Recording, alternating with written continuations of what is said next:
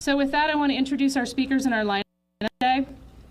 Speaking today are PG&E Executive Vice President of Operations and Chief Operating Officer, Adam Wright. He's going to provide an overall update on our power restoration efforts. Joe Wilson is our Regional Vice President for the Sierra and North Valley region. He's going to provide specifics to the Sierra region and supporting our customers here.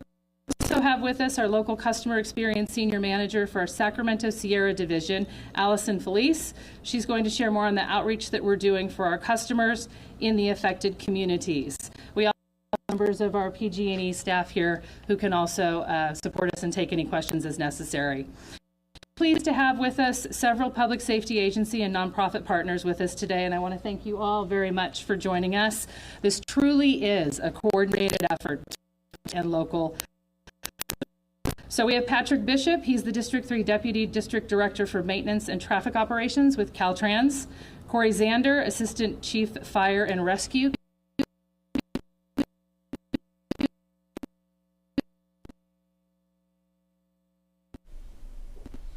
So we're obviously having some technical difficulties with our video and with our audio, but PG&E is giving an update right now on their efforts to try and restore power to the tens of thousands of people that are still sitting in the dark many days after the historic snowfall that we saw. And the big issue here is that people are sitting there with no power. They're in the cold, and they don't really know when the power is going to be back on. We're hoping to get some more answers. I do believe we have our audio and our video back, so let's listen in again. With us here today and working around the clock as well to make sure we can deliver for our hometowns. Also want to thank our co-workers, the men and women of PG&E, who have been working since before the holidays to make sure that we're responding in the appropriate way to this storm. And I know, especially in this division of our system, they're especially tired. They've worked to respond to the river fire, the Calder fire, the atmospheric river events in October, and now this historic snowstorm event.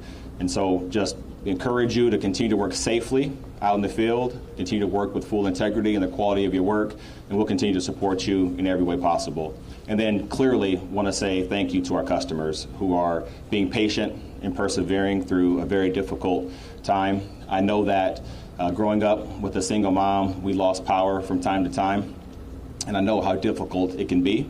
I personally know that and experienced it, especially when you're in a low income or fixed income situation, or you have a medical condition that requires, power to make sure that your medicine stays cool and that your equipment stays running. You combine that with the weather that we've experienced the last week, the forecasted weather coming up for next week, this being a holiday season, we understand this is creating a very difficult situation for many of our customers. So thank you for your patience and your perseverance as well.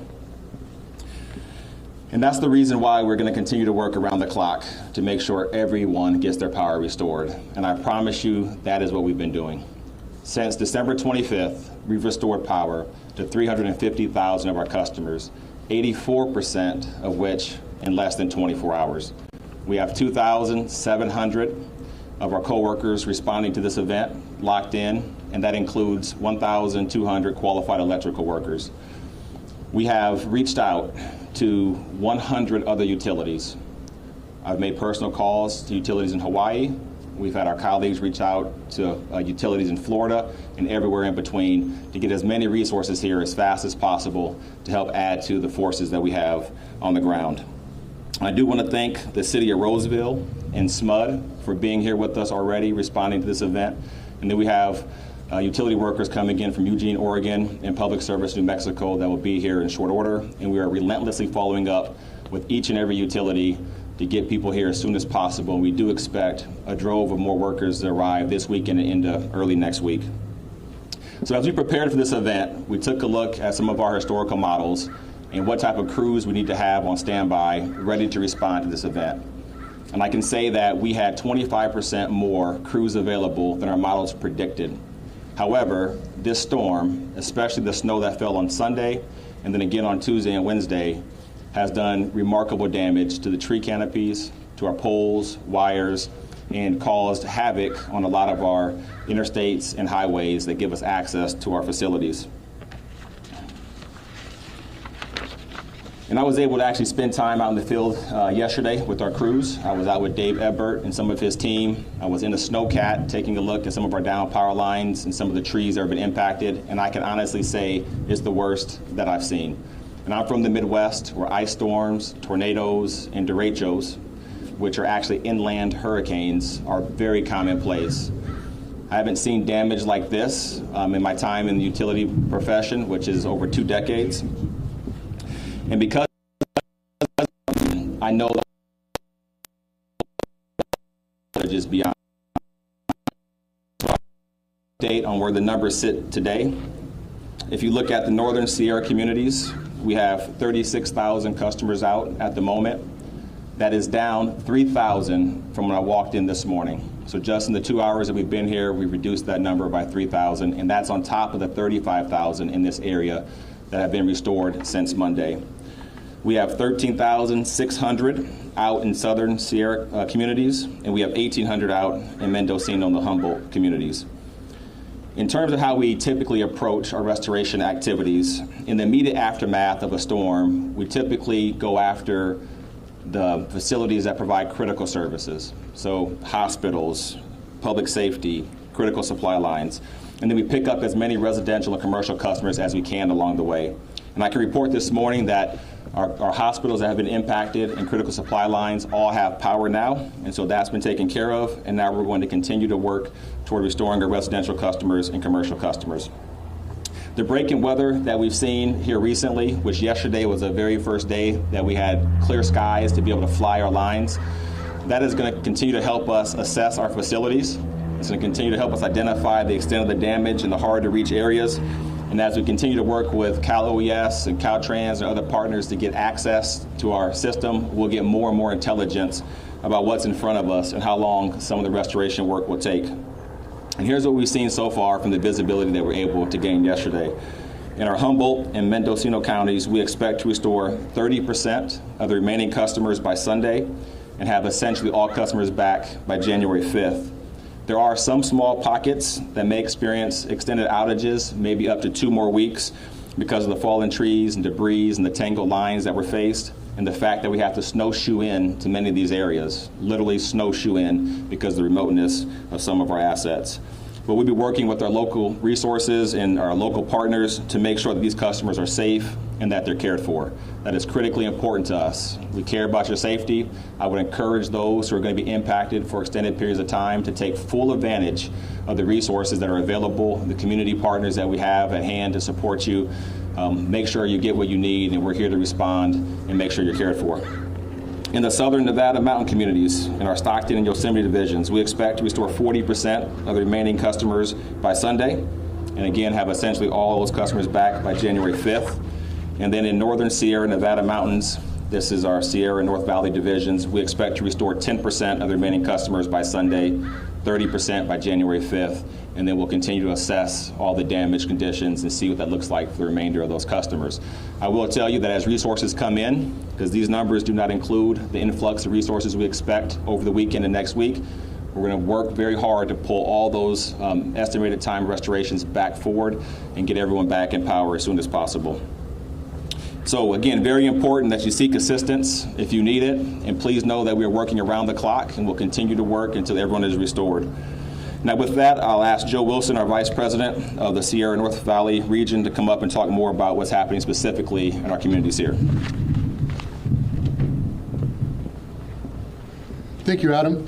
So what I'd like to do is offer an assessment of where we are at with Sierra County, Nevada County, Placer County, and El Dorado County, really our Sierra division.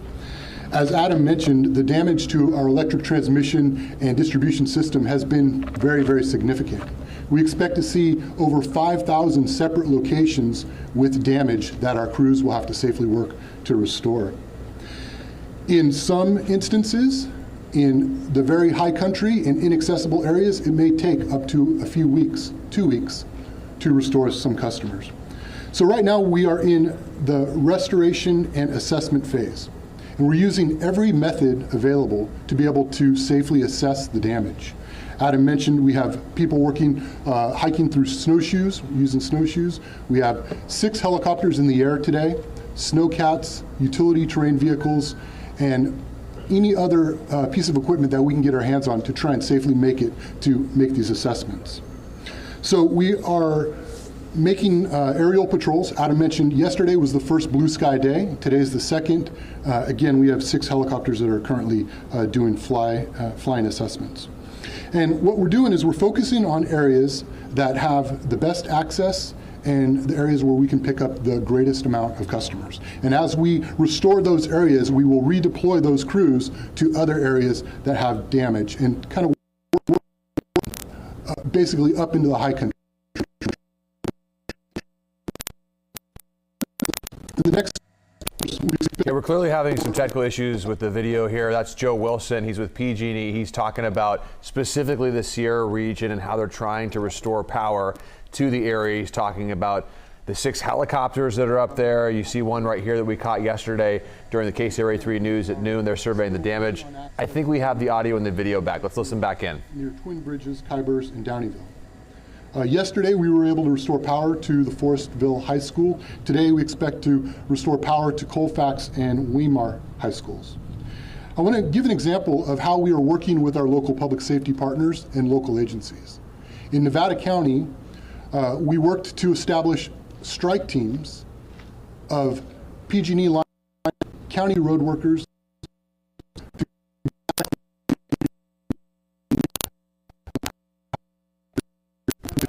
So still having those issues, so we'll fill in some of the gaps for you here.